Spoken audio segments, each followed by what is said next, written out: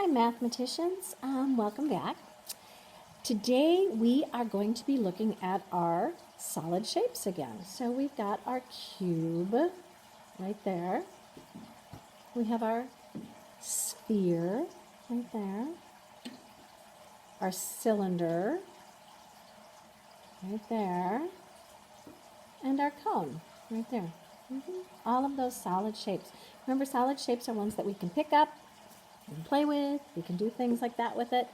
And so we're going to look at like the faces on them. And a face is the flat surface that you would find on a solid shape. So you're going to look at your cube. And I know you have cubes at home because we looked at them last week during our Zooms in the morning, didn't we? We found some of these. So I'm going to look at your cube and you're going to figure out how many flat surfaces are there on it. How many faces? You're going to look at your sphere. Are there any flat surfaces on there? Are there faces? No, there are no faces on a sphere. How about a cylinder? Like that. There's a flat surface, and there's a flat surface, right? And then our cone, right there. Flat surface, right? Okay, so those are all called faces. A flat surface on a solid shape is called a face, all right? And then the other thing you get to do today, figure out, does it roll and does it stack? So when we're saying stack, can we put something on top of it?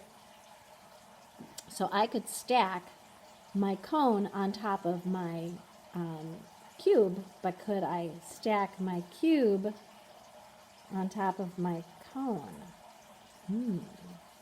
So those are the kinds of things we're going to look at today. And on your lesson, math lesson today, it's page 283.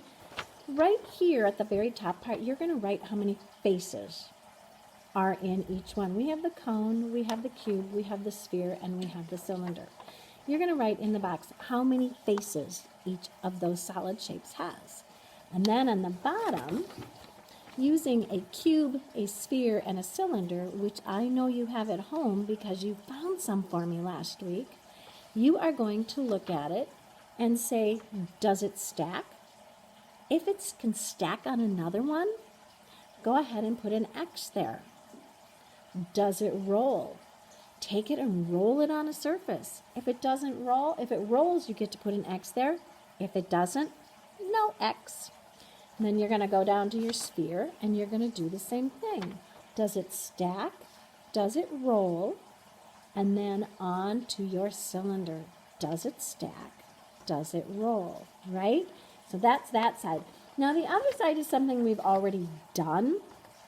Remember back when we were practicing or looking at our solid shapes for the very first time, I said go ahead and try to make a cube. And here, see if I can get it picked up without it falling apart. There was my cube that I made quite a while ago now. My Play-Doh is all nice and dry and it's all holding together. So if you have not done that, you can follow these directions and try to make your own. If you have done it, the next page, page 285, has something that looks like this. If you cut that out, it's going to look like this. Now you can take and fold your surfaces down. So I did on that end, I folded that. I'm going to fold all of these little tabs. After I cut it out, I made sure I didn't cut the circles off. There's a dotted line there. Don't cut those. They're very, very important. All right.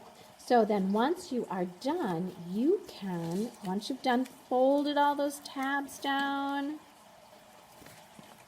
I'm still folding, and then I'm going to fold my circles, and I'm going to glue all of those tabs, and what I end up with is, what's that look like? You're right, it is a cylinder. Now before you make yours, maybe you want to color it and make it really pretty. It's up to you.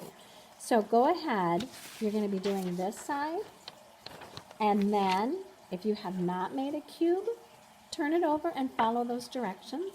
If you have made a cube, go ahead and try to create your own cylinder. Good job.